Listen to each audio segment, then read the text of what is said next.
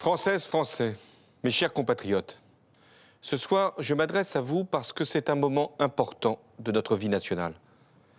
À l'occasion des dernières élections municipales, en votant ou en vous abstenant, vous avez exprimé votre mécontentement et votre déception.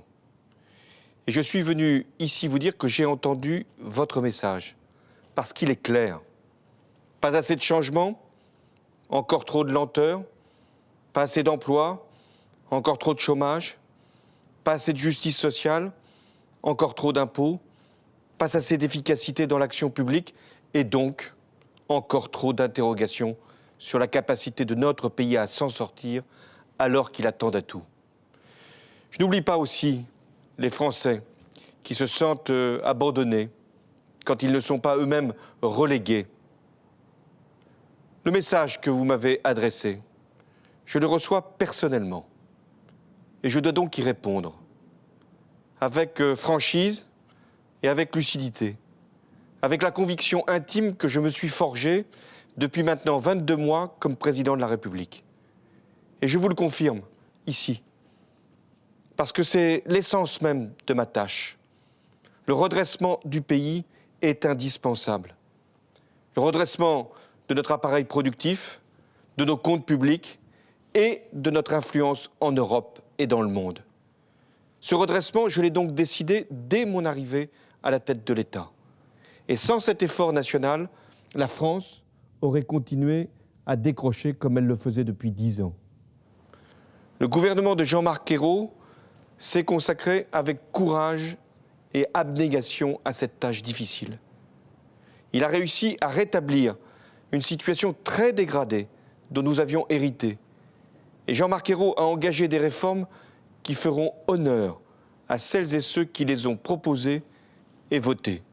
Et je veux lui exprimer toute ma reconnaissance. Il est temps néanmoins d'ouvrir aujourd'hui une nouvelle étape.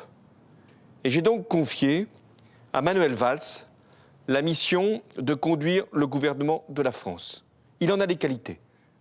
Ce sera une équipe resserrée, cohérente et soudée. Comment dire, un gouvernement de combat. Je lui assigne 3 objectifs. D'abord, redonner de la force à notre économie. C'est indispensable. Ce sont les entreprises qui créent les emplois.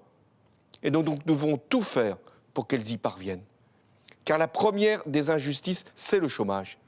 Et c'est pourquoi j'ai proposé le pacte de responsabilité. Il est prêt.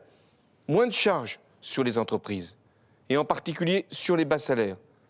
Et en contrepartie, plus d'embauches et plus d'investissements. Le pacte de responsabilité, c'est un acte de confiance pour tous les acteurs économiques.